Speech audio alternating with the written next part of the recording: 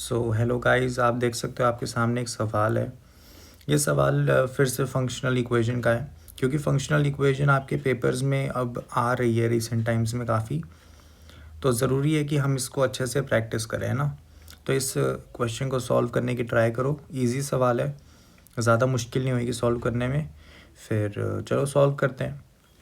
सबसे पहले आप देख सकते हो कि एक फंक्शन गिवन है जो कि रियल पॉजिटिव से, है ना, रियल तक जा रहा है, और हमें बोला है एक डिफरेंशिएबल फंक्शन है ये। फिर हमें एक फंक्शनल इक्वेशन गिवन है, फंक्शनल इक्वेशन गिवन है, और हमें बोला है कि एक्स वाई दोनों पॉजिटिव है। ठीक है। फिर हमें बोला है कि जो ये एफ डैश है ना, एफ डैश ऑफ वन की वैल्यू वन है। ठीक है। फिर हमें बोला है कि भाई इसकी वैल्यू निकाल दो। ठीक है। चलो, आपने पॉज करके ट्राई कर लिया होगा। स्ट्रेट फॉरवर्ड सी सॉल्विंग है इसकी। यहाँ पर हम देखो, मैंने आपको कुछ मेथड्स कराए थे फंक्शनल इक्वेशन के। 3 मेथड थे, है ना।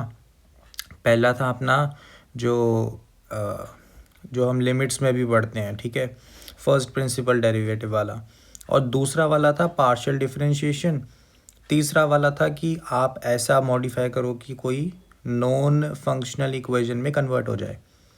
क्योंकि ये सवाल जो है ये काफ़ी रैंडम सा लग रहा है और इसमें कोई पैटर्न नहीं दिख रहा, तो पार्शियल डिफरेंशिएशन करना इसमें एक बेहतर ऑप्शन होगा।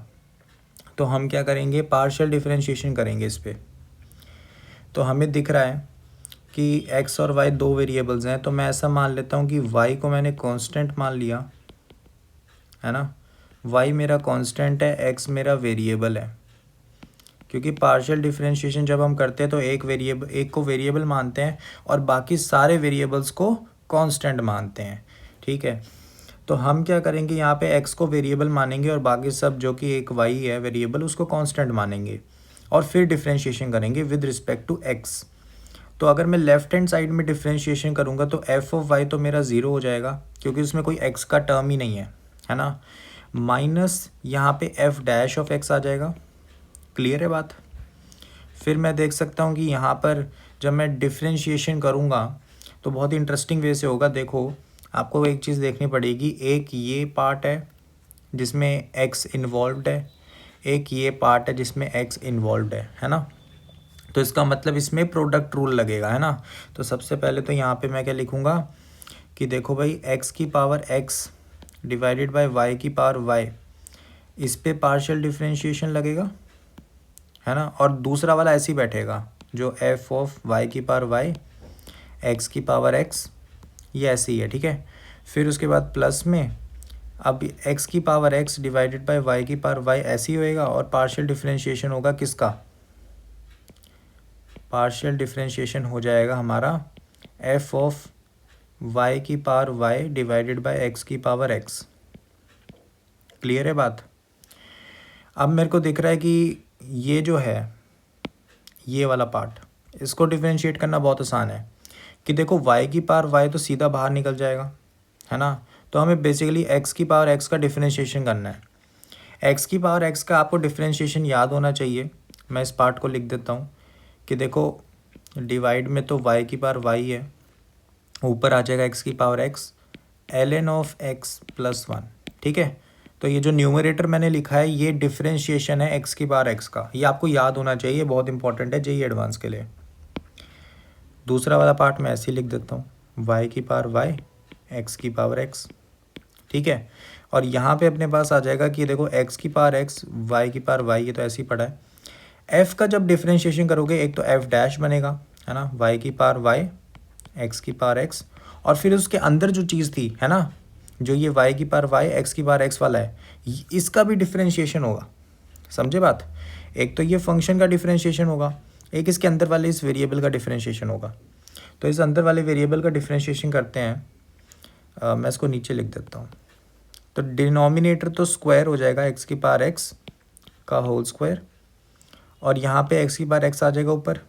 y की पावर y का डिफरेंशिएशन करोगे तो 0 आएगा, माइनस यहाँ पे y की power y as it is, x की पावर x का डिफरेंशिएशन करा तो ln ऑफ x प्लस 1। ठीक है।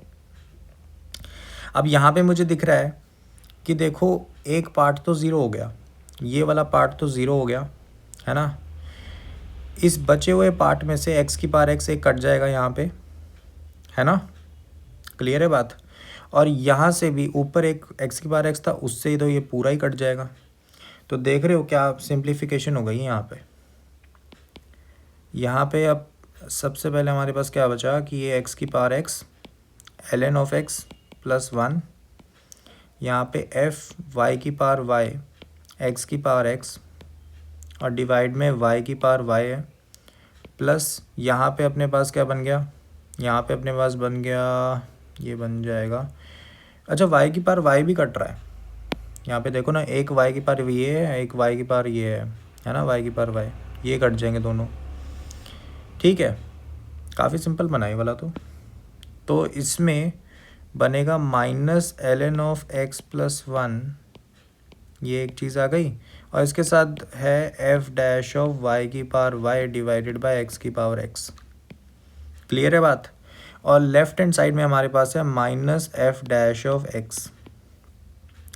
अब देखो इस सवाल में मुझे एक चीज़ बहुत ही सिंपल लग रही है कि देखो अब ऐसी कोई इन्फॉर्मेशन बन गई है अपने सामने, मुझे पता है कि अगर मैं यहाँ पे हिंट समझूँ, ये मेरा मान लो कोई फंक्शन है, उसका डेरिवेटिव गिवन है, अगर मैं इधर के ये जो फंक्शन गिवन है इससे हटा दूँ या इसकी कोई वैल्यू आ जाए इसकी जगह, तो कहीं ना कहीं एक डिफरेंशियल इक्वेशन वाला चैप्टर में घुस जाऊँगा मैं, है ना, और फिर इसको फंक्शन फाइंड आउट करना आसान होगा मेरे लिए, क्लियर है।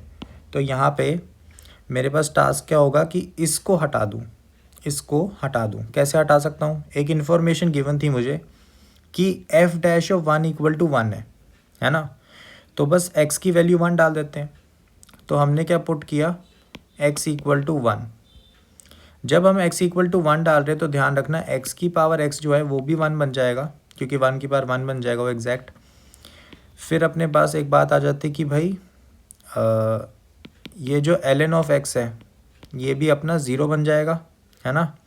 तो अब डाल के देखो वैल्यूज़, तो जब आप डालेंगे तो यहाँ पे अपने पास आ गया कि ये देखो -1 बन जाएगा यहाँ पे, क्योंकि एफ डैश ऑफ 1 1 है, यहाँ पे तो ये 1 एक्स की पावर एक्स तो 1 ही बन जाएगा, इसको हटा देते हैं। ln ऑफ एक्स 0 हो गया, तो ये 1 डिवाइडेड बाय वाई की पावर वाई है, यहाँ पे अपने पास आ गया एफ ऑफ वाई की पावर वाई और डिनोमिनेटर 1 हो गया, तो ये ऐसे ही रह गया। यहाँ पे -1 आएगा और 1 की जगह तो मल्टीप्लाई में है, तो एफ डैश ऑफ वाई की पावर वाई एंड बस इतना है, इतनी बात समझ गए। तो ये अपने पास आ गया एक डिफरेंशियल इक्वेशन, है ना, एक डिफरेंशियल इक्वेशन आ गई ना अपने पास। चलो अब मैं यहाँ पे सोच रहा हूँ कि इसको सिंप्लीफाई करने के लिए एक काम कर सकते हैं कि y की पावर y जो है ना उसको t डाल दो, ठीक है। तो ये क्या बनेगी डिफरेंशियल इक्वेशन, एक बार देखना कैसे बनेगी ये डिफरेंशियल इक्वेशन, कैसी बन जाएगी ये डिफरेंशियल इक्वेशन अपनी बन जाएगी -1 equal to F of T divided by T minus F dash of T, ठीक है बात कि नहीं। अच्छा मैं इसको थोड़ा अच्छे ऑर्डर से लिखूं, ठीक है, तो ये मेरे पास बन गया F dash of T minus F of T by T equal to 1। और मुझे ये देखते ही पता लग रहा है कि ये तो मेरी लीनियर डिफरेंशियल इक्वेशन है, क्या ये आपको दिख रहा है ना। अगर मैं इसको थोड़ा सा अच्छे से लिखने की कोशिश करूं तो ये मेरा क्या है, D Y by D X type है, माइनस ये वाला पार्ट क्या बनेगा, y divided by X equal to 1, ऐसा है ना कुछ, क्लियर है बात। तो इधर से मुझे आराम से पता लग रहा है कि एक लीनियर डिफरेंशियल इक्वेशन है ना। मेरे पास एक लीनियर डिफरेंशियल इक्वेशन है, इसको डायरेक्टली हम सॉल्व कर सकते हैं, देखते कैसे। तो यहाँ पे हम इंटीग्रेटिंग फैक्टर ढूंढेंगे, इंटीग्रेटिंग फैक्टर जो कि हमारे पास आएगा e की पावर में इंटीग्रेशन, यहाँ पे जो हमारा इंटीग्रेशन जो अंदर आएगा इंटीग्रेशन में वो आएगा -1/x, है ना, क्योंकि जो y का कोफिशिएंट होता है वो आता है। तो बस -1/x dx, ठीक है, टी लगा लो, टी लगा लो, टी ले रखा है ना यहाँ पे एक्स की जगह। तो ये अपने पास बन जाएगा ई की पावर, यहाँ पे आ जाएगा minus L N of T, ठीक है। और जब तुम माइनस को ऊपर लेके जाओगे इस टी के, तो ये बन जाएगा ई की power L N of T की पावर -1। तो ये अपने पास जब प्रॉपर्टी लगाओगे एल एन और ई हट जाएंगे, तो टी की पावर -1। तो ये तुम्हारे पास आ गया कि इंटीग्रेटिंग फैक्टर जो है तुम्हारा 1/t है। तो तुम्हारे पास आया कि देखो तुम्हारा जो y था F of T divided multiply में 1/t integrating factor is equal to integration of, integrating factor रख दिया, जो राइट हैंड साइड में हम वो रखते हैं ना मल्टीप्लाई में, जो कि 1 है, तो बस 1 आ गया dt plus constant of integration.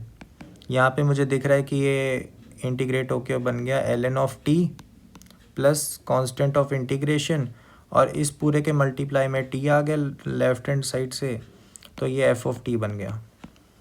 ठीक है बात।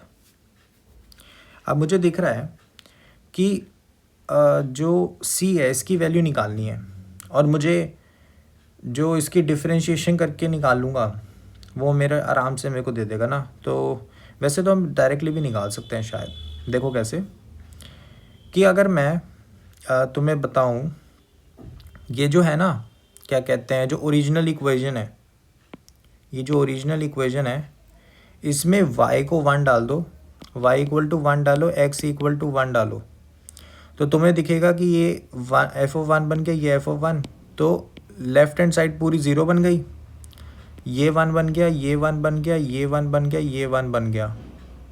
तो यहाँ पे राइट हैंड साइड में ये पूरा पार्ट 1 है, इसको हटा दो, ये पूरा पार्ट 1 है, तो इसका मतलब ये पार्ट कितना बन गया एफ ऑफ 1, और ये पार्ट 0 था, तो इसका मतलब एफ ऑफ 1 इक्वल टू 0 आ गया हमारे पास। तो इसका मतलब एफ ऑफ 1 0 होना चाहिए, है ना।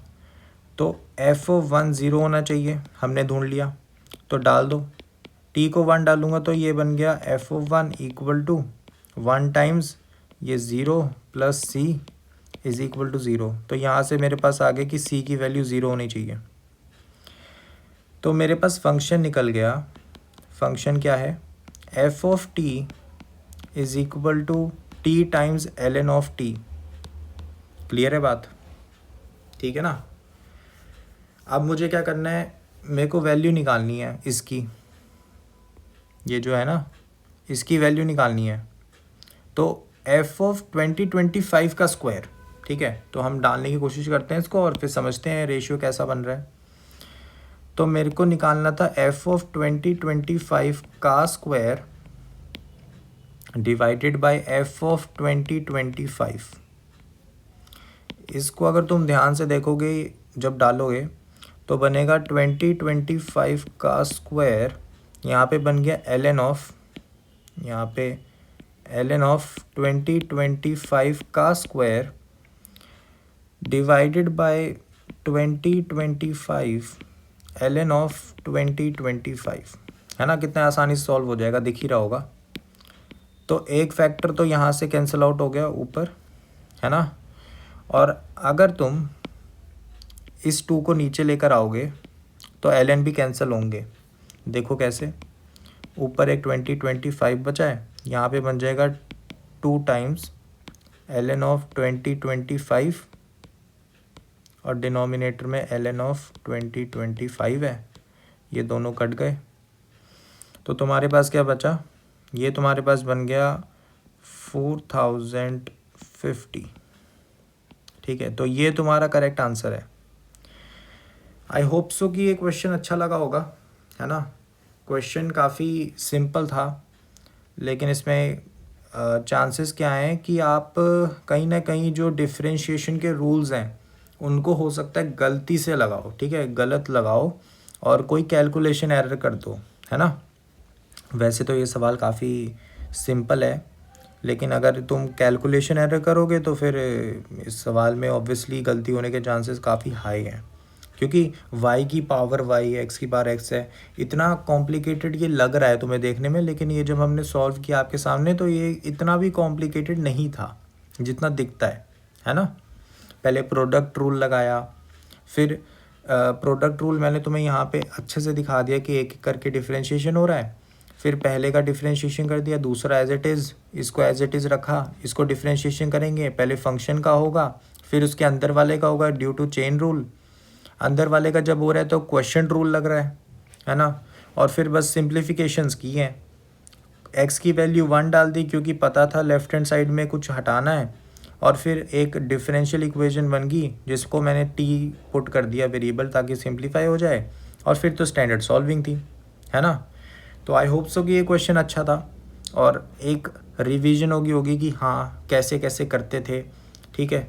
और भी क्वेश्चंस आएंगे, हर एक वैरायटी को कवर करने की कोशिश कर रहा हूँ यहाँ पे जो इम्पोर्टेंट है ना। तो अच्छे वाले क्वेश्चंस मिलेंगे जो कि आपको सही मायने में एक एक चैप्टर में डिटेल्स बता देगी कैसे कैसे चीज़ें होती हैं।